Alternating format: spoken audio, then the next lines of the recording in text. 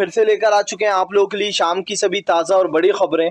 एक एक कर आपको सारी खबरों की जानकारी देंगे। आज देश दुनिया में क्या कुछ हो रहा है। दरअसल दोस्तों, सबसे पहली जो बिग ब्रेकिंग निकल आ रही है, आपको बता दोस्तों, मोदी सरकार पर असद ओवैसी का बड़ा हमला। बोले देश मर रहा है, मोदी जी सेंट्रल विस्ता बना रहा है। जी हाँ, लोगों को अपने झूठे आंसू दिखा रहे हैं। इसके बारे में आपको विस्तार से बताएंगे। वहीं पर दोस्तों, अगली बिग ब्रेकिंग में हम आपको बताएंगे, राहुल गांधी ने साधा मोदी सरकार पर बड़ा हमला। बोले फिलहाल पर्याप्त वैक्सीन नहीं, लेकिन मोदी सरकार लोगों को सिर्फ और सिर्फ धोखा दे रही है, देश की जनता को। इसके बारे में भी आपको बताएंगे। वहीं पर दोस्तों, किसान नेता राकेश टिकैत का बड़ा ऐलान। बोले फिलहाल ये तानाशाह सरकार है, इसने लोगों की जानें ली हैं, ये पूरी तरीके से विफल रही अपने काम में। ऐसी सरकार को सत्ता में रहने का कोई हक नहीं है। इसके बारे में भी आपको बताएंगे।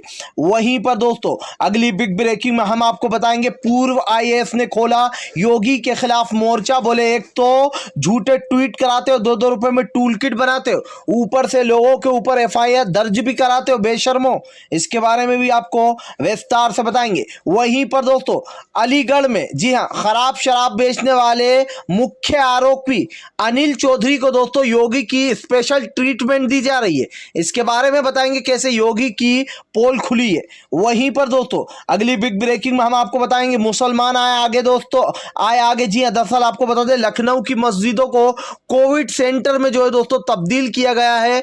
आपको बता दें, इन मस्जिदों में लगातार लोगों की सेवा की जा रही है। 70% दोस्तों, 70% हिंदू भाई हैं वहां पर। इसके बारे में भी आपको विस्तार से बताएंगे। वहीं पर दोस्तों, अगली बिग ब्रेकिंग में हम आपको बताएंगे, जी हां, दरअसल दोस्तों आप लोग बता दें, प्रशांत भूषण का मोदी सरकार पर बड़ा हमला। बोले फिलहाल देश की अर्थव्यवस्था बिगाड़ने के बाद मोदी सरकार का नया प्लान जान लेना आप। जी हाँ, इसके बाद भी कोई शुतंगा आने वाला है। इसके बारे में भी आपको विस्तार से बताएंगे। वहीं पर दोस्तों, अगली बिग ब्रेकिंग में हम आपको बताएंगे, किसानों का बड़ा ऐलान, यूपी से योगी को हराएंगे। आंदोलन कोरोना की वजह से ढीला था, अब और भी ज्यादा तेज होने वाला। जी हाँ, किसानों ने ऐलान कर दिया कि आंदोलन को अब तेज करेंगे, कोरोना जाने वाला, यानी कि जब जाएगा तब किसान आगे आएंगे। इसके बारे में भी आपको बताएंगे। वहीं पर दोस्तों, अगली बिग ब्रेकिंग में हम आपको बताएंगे, ओवैसी का मोदी सरकार पर बड़ा हमला। बोले देश की जनता सालों साल नहीं भूलेगी मोदी जी की ये गद्दारी। जी हाँ, झूठे आंसू बहा रहा है। अगर लोगों की चिंता होती तो फिलहाल सेंट्रल विस्ता प्रोजेक्ट नहीं बनाते। इसके बारे में भी आपको विस्तार से बताएंगे। वहीं पर दोस्तों, एसटी हसन भड़के मोदी सरकार पर। बोले फिलहाल ये अजाब बरस रहा है। जी हाँ, एसटी हसन का अजीब सा बयान आया दोस्तों। बोले ये अजाब बरस रहा है, जिस तरीके से मुसलमानों के वो जो दोस्तों आपको बताया, जो 3 तलाक वाला मामला था, उसमें घुसे मोदी जी, और जिस तरीके से देश को परेशान कर रहा है, ये लोगों की बद्दुआएं हैं जो आ रही हैं सामने। इसके बारे में भी आपको विस्तार से बताएंगे। तो सारी खबरें दोस्तों एक एक कर देंगे। फिलहाल खैर चलिए बढ़ते हैं सबसे पहली और सबसे बड़ी खबर की ओर। दरअसल दोस्तों आप लोग बता दें, एक बार फिर से केंद्र की मोदी सरकार पर राहुल गांधी का बड़ा हमला। बोले फिलहाल प्रधानमंत्री इस देश को कहां लाकर खड़ा कर दिया ये उनको भी नहीं पता। जी हाँ, आज देश गंभीर स्थिति में पहुंच चुका है। हम लगातार, हमारी जीडीपी गिरती जा रही है, लेकिन उसके बाद भी केंद्र की मोदी सरकार कहती है कि सब कुछ ठीक चल रहा है। राहुल गांधी ने कहा कि मैं मोदी जी से पूछना चाहता हूं, आज देश में कितनी वैक्सीन है, कितने लोगों को लग चुकी है, वो आंकड़े कहां हैं। और ये सवाल क्यों पूछा दोस्तों राहुल गांधी ने? क्योंकि कल कोर्ट ने मोदी सरकार को फटकार लगाते हुए आंकड़ों के बारे में पूछा था। इसको लेकर राहुल गांधी ने मोदी सरकार से पूछा है कि देश की जनता को जानने का पूरा हक है कि आप कितने लोगों को वैक्सीन लगा चुके हो, कितने लोगों को वैक्सीन लगेगी, ये आंकड़े आखिर कहां हैं। सोचिए दोस्तों, पीएम केयर फंड में तो घोटाला हुआ ही हुआ, लेकिन अब आंकड़ों में भी बड़ा घोटाला हो रहा है। राहुल गांधी का सवाल जायज है दोस्तों, राहुल गांधी का ये पूछना जायज है कि फिलहाल कितने लोगों को वैक्सीन लग चुकी है और कितने लोगों को अभी वैक्सीन लगेगी। लेकिन मैं 100% बोल सकता हूं दोस्तों आपसे कि प्रधानमंत्री नरेंद्र मोदी इसका जवाब नहीं देंगे। इस देश का प्रधानमंत्री सिर्फ उन्हीं सवालों का जवाब देता है जो पहले से बने बनाए होते हैं, या फिर जो सवाल प्रधानमंत्री के पक्ष में जाते हैं। फिलहाल खैर चलिए हम बढ़ते हैं दोस्तों एक और अगली बिग ब्रेकिंग की तरफ। बता दोस्तों अगली जो बड़ी खबर निकल कर आ रही है, असद ओवैसी भड़के मोदी सरकार को लगाई जमकर फटकार, बताया सबसे बड़ा तानाशाह। जी हाँ, दरअसल दोस्तों प्रधानमंत्री नरेंद्र मोदी को लेकर असदुद्दीन ओवैसी ने अपना बड़ा बयान जारी कर दिया। उनका कहना है कि प्रधानमंत्री नरेंद्र मोदी इस देश को झूठे आंसू दिखाकर यह दिलासा देने की कोशिश कर रहे हैं कि फिलहाल सब कुछ ठीक चल रहा है। प्रधानमंत्री नरेंद्र मोदी में अगर जरा सी भी शर्म बाकी होती और अगर वो ढोंग नहीं कर रहे होते तो वो सेंट्रल विस्ता प्रोजेक्ट को कभी भी नहीं अनुमति देते बनने की। असद ओवैसी ने कहा कि क्या सरकार एक साल तक नहीं रुक सकती थी इस प्रोजेक्ट के लिए? आज जब देश में आपदा आई हुई है दोस्तों, लगातार लोग मर रहे हैं, अपनी जानें खो रहे हैं, लोग बेरोजगार हो गए हैं, 1 करोड़ 20 लाख लोगों की नौकरियां जा चुकी हैं, उसके बाद भी देश के प्रधानमंत्री के चेहरे पर शिकंत तक नहीं है। सोचिए दोस्तों, एक ऐसी सरकार जिसने 1 करोड़ 20 लाख नौकरियां खा ली इस लॉकडाउन के चलते, उस सरकार की गलती की वजह से। अगर सरकार ने पहले से ही सारे इंतजाम करके रखे होते तो ओवैसी ने कहा कि फिलहाल आज देश इस हालत में नहीं होता। असद ओवैसी ने कहा हमारे पास पूरे प्रमाण है कि प्रधानमंत्री नरेंद्र मोदी अपना ढोंग दिखा रहे थे लोगों को रोकर। अगर उन्हें जरा सी भी चिंता होती तो वो सेंट्रल विस्ता प्रोजेक्ट की अनुमति कभी नहीं देते। और दोस्तों ये बात आप जरा गौर कीजिए, जो असद ओवैसी की जो बात है, जो पॉइंट है, वो बिल्कुल सही है। असद ओवैसी ने कहा आज किसी भी राज्य के पास पर्याप्त वैक्सीन नहीं है। प्रधानमंत्री को पहले वैक्सीन का इंतजाम करना था, लोगों के पास पैसे नहीं है राज्यों में वैक्सीन मंगाने के लिए। अब आप सोचिए दोस्तों, ये जो प्रॉपर्टियां बेची जा रही हैं सरकारी, इन पैसे का कहां यूज किया जा रहा है? सेंट्रल विस्ता प्रोजेक्ट में 20,000 करोड़ का जो बनेगा। लेकिन दोस्तों अगर यही पैसा जो सेंट्रल गवर्नमेंट है वो जगह जगह लगाती, दोस्तों जो ये गवर्नमेंट है, केंद्र सरकार जो ये जगह जगह मुहैया कराती, अलग अलग राज्यों में वैक्सीन प्राप्त करवाती, तो दोस्तों आज हमारे देश में वैक्सीन लग रही होती। लेकिन फिर सिर्फ मेरा दोस्तों इतना सा सवाल है कि आज देश में वैक्सीन को लेकर जो सवाल उठ रहे हैं, जो सवालों के जवाब हैं, उस सवालों के जवाब मोदी सरकार नहीं देगी। सवाल ये नहीं है कि असद ओवैसी विपक्षी पार्टी के, सवाल ये है दोस्तों कि आज असद ओवैसी ने जो सवाल पूछा है वो जायज़ सवाल है। फिलहाल खैर चलिए हम बढ़ते हैं दोस्तों एक और अगली बिग ब्रेकिंग की तरफ। बता दोस्तों सीएम योगी की एक बार फिर से दोस्तों गुंडागर्दी देखने को मिल रही है। जी हाँ, दरअसल दोस्तों सीएम योगी को लगता है कि वो जो भी करते हैं सही है।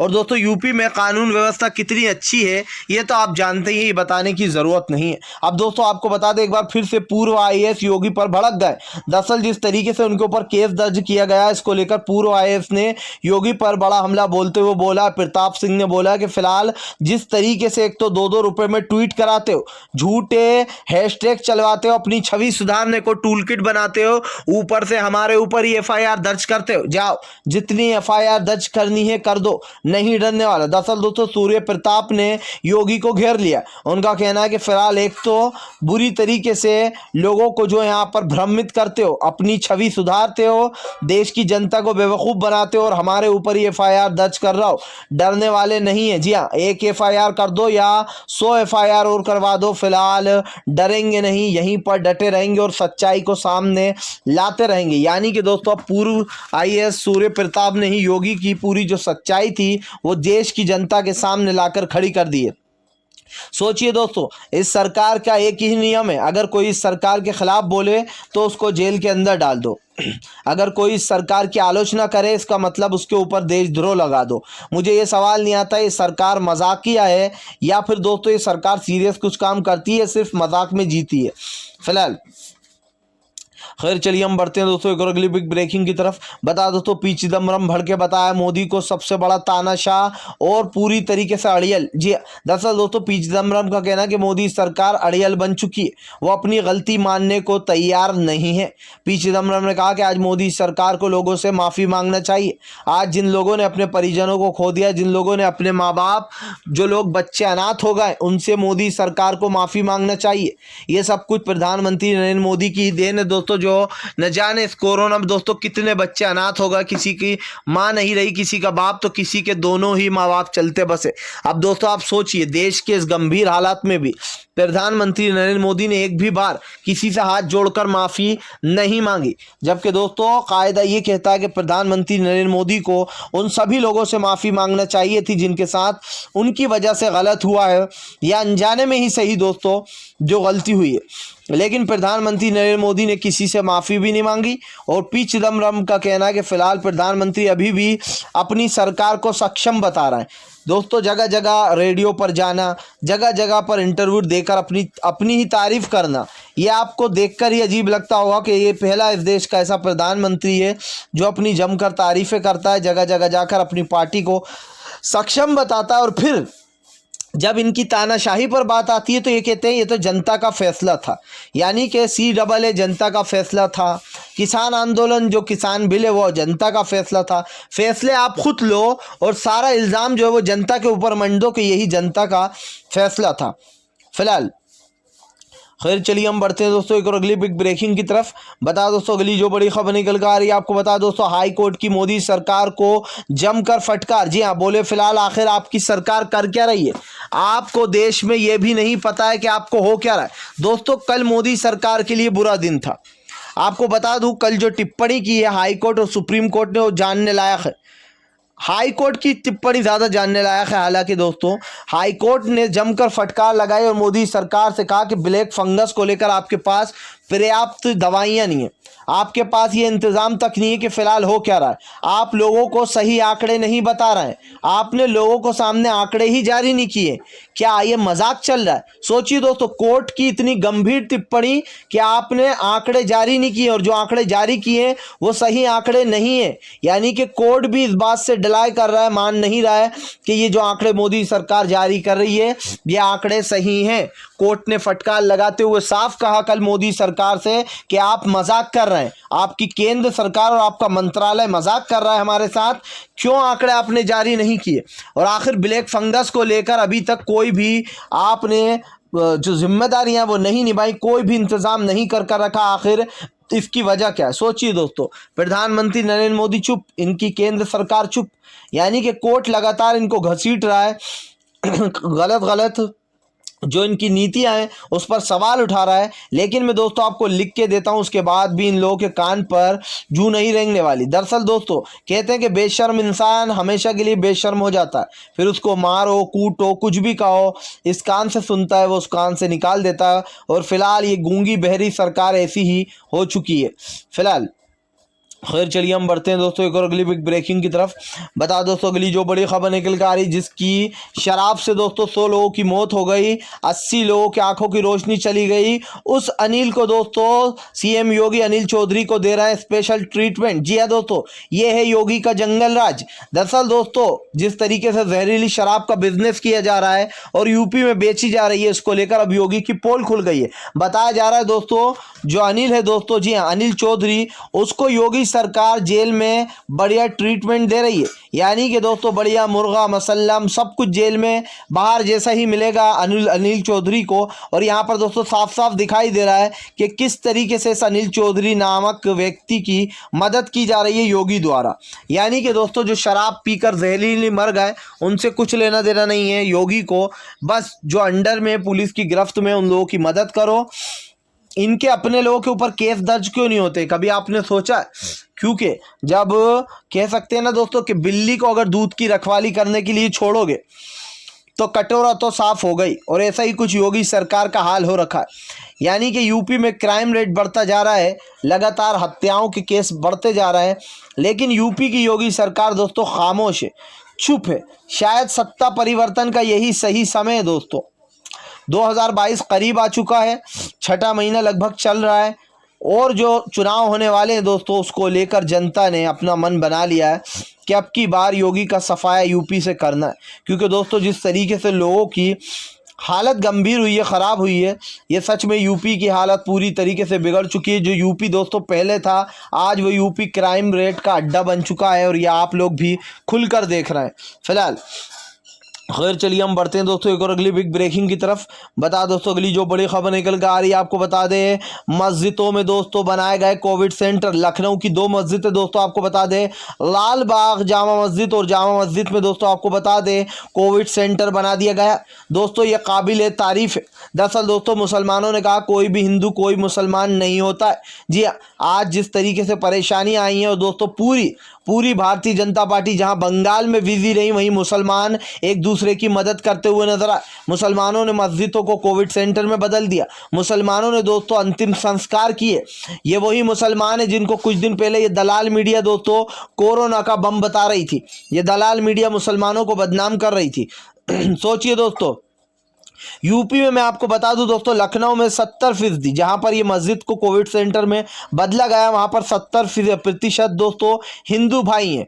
लेकिन दोस्तों मुसलमानों ने कहा कि फिलहाल हिंदू मुसलमान कुछ नहीं होता है जी, इंसानियत बड़ी चीज़ होती है। और आज जिस तरीके से हमारे देश पर मुसीबत आई और सरकार ने हाथ खड़े कर दिए हैं, इसको लेकर दोस्तों मस्जिदें और लगातार धर्म स्थल आगे आ रहा है।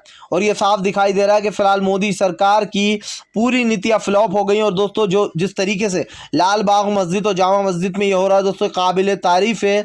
मैं कहता हूं दोस्तों, इससे अच्छा कोई मस्जिद का जो यूज़ है वो किया नहीं जा सकता था, क्योंकि आज लोग मर रहे हैं। और हमने यही देखा दोस्तों कि इस्लाम हो या फिर दोस्तों हिंदू धर्म हो या क्रिश्चियन हो, कोई भी धर्म हो दोस्तों, लोग पहले इंसानियत सिखाता है। हर धर्म के पहले आप इंसानियत की रक्षा करें, उसके बाद ही किसी और चीज़ पर ध्यान दें। तो वाकई में दोस्तों इस बात की तारीफ़ करना चाहिए जो मस्जिद में पाक नेक और पाक काम किया गया है। फिलहाल खैर चलिए हम बढ़ते हैं दोस्तों एक और अगली बिग ब्रेकिंग की तरफ। बता दोस्तों अगली जो बड़ी खबर निकल कर आ रही है, आपको बता दें राकेश टिकैत का मोदी सरकार पर बड़ा हमला। बोले फिलहाल यूपी में आंदोलन तेज होगा। जी हाँ, यूपी में आंदोलन तेज होगा, सरकार गलतफहमी में ना रहे। दरअसल ये आंदोलन यूपी में दोस्तों इसलिए मंदा कर रखा है किसानों ने, क्योंकि अभी फिलहाल कोरोना फैला हुआ, जिसको लेकर किसानों ने कहा कि किसान अपना आंदोलन और भी तेज करेगा। लेकिन वो अपना आंदोलन सिर्फ इसलिए तेज नहीं कर रहा क्योंकि अभी कोरोना की स्थिति बिगड़ी हुई है। राकेश टिकैत ने कहा हमें भी देश की चिंता है और हमसे ज़्यादा देश की चिंता किसी को नहीं है। हम देश के लिए ही ये लड़ाई लड़ना है, क्योंकि अगर हम ये लड़ाई नहीं लड़े तो हम जानते हैं कि ये सारा गल्ला और ये ज़मीनें भी अडानी और अंबानी के गोदामों में बंद हो जाएंगी। उसके बाद दोस्तों आप जानते हैं कि मनमाने दाम में गल्ला बेचेगी अडानी और अंबानी, और उसके बाद दोस्तों आप समझ सकते हैं देश का क्या हाल होगा, क्योंकि मोदी सरकार के राज में अंधेर नगरी चौपट राजा वाला खेल है। किस तरीके से अडानी और अंबानी को हवाई अड्डे सौंप दिए गए, उसका किराया 10 गुना बढ़ा दिया गया है। उसके बाद भी मोदी सरकार आह तक नहीं कर रही, क्योंकि जब आप प्राइवेट हाथों में किसी चीज़ को सौंप दोगे तो उसके बाद आपके पास कुछ और ऑप्शन रह नहीं जाता है। और ये बात दोस्तों बिल्कुल सच है कि प्रधानमंत्री नरेंद्र मोदी पूरी तरीके से फेल हो चुके हैं। इनकी सारी नीतियाँ दोस्तों ख़त्म हो चुकी हैं। ये अच्छे से जान चुके हैं कि आज देश के क्या हालात है और किस परिस्थितियों से देश गुजर रहा है। फिलहाल खैर चलिए हम बढ़ते हैं दोस्तों एक और अगली बिग ब्रेकिंग की तरफ। बता दोस्तों अगली जो बड़ी खबर निकल कर आ रही, दरअसल आपको बता दोस्तों एसटी हसन का अजीब बेतुका बयान। जी हाँ, दरअसल एसटी हसन ने दोस्तों मोदी सरकार पर भड़ास निकालते हुए कहा कि मोदी सरकार की तानाशाही और लोगों को मारने की वजह से ये सब कुछ हो रहा है। जी हाँ, एसटी हसन का कहना है प्रधानमंत्री नरेंद्र मोदी दूसरों के धर्म में घुसते हैं और वो आज जिस तरीके देश की जनता को दुख तकलीफ दे रहे हैं, उनके साथ अन्याय कर रहे हैं, लोगों की जानें जा रही हैं, इसका अजाब बरस रहा है जी हाँ दुनिया पर। एसटी हसन ने कहा कि प्रधानमंत्री नरेंद्र मोदी ने मुस्लिमों के 3 तलाक वाले मैटर में घुसे थे और उसका अल्लाह अजाब दे रहा है। जी हाँ, आपको बता दें एसटी हसन ने दोस्तों इस तरीके की बातें करते हुए साफ कर दिया कि प्रधानमंत्री नरेंद्र मोदी जो आम जनता के साथ कर रहे हैं वो भी बहुत ही दुखदायक है। आपको बता दोस्तों एसटी हसन ने मोदी सरकार को घेर लिया है। हालांकि उन्होंने जो बातें कही हैं वो या तो इस्लाम से जुड़ी हुई हैं या फिर जो देश में दोस्तों लोगों को एनआरसी लाकर मारा गया, जो किसान सड़कों पर बैठे हुए हैं, जिन लोगों ने अपने लोगों को खो दिया, उनका कहना है बेसिकली कि जो बद्दुआएं मिल रही हैं लोगों से, जो लोग बद्दुआएं दे रहे हैं मोदी सरकार को, ये सब कुछ उसकी वजह से ही हो रहा है। और मोदी सरकार भले ही इससे बचने की कोशिश करे, लेकिन ये ऊपर वाले का अजाब है जो मोदी सरकार पर बरस रहा है। फिलहाल दोस्तों एसटी हसन की ये बात सुनकर कई लोग जो यहाँ पर उनसे सहमत है, तो कई लोग उनका ये बयान थोड़ा अजीब सा बेतुका मान रहे हैं। फिलहाल आपको क्या लगता है दोस्तों कि प्रधानमंत्री नरेंद्र मोदी का अगर आप भी जो दिल से दोस्तों शांतिपूर्ण ढंग से विरोध करते हो और आप मानते हैं सरकार सिर्फ तानाशाह सरकार है, इसको तत्काल में अपना इस्तीफा दे देना चाहिए। तो इस वीडियो को लाइक कीजिए, चैनल को सब्सक्राइब करके पास में एक घंटी आएगी उसको ज़रूर दबाएं ताकि हमारे हर वीडियो की अपडेट आपको मिल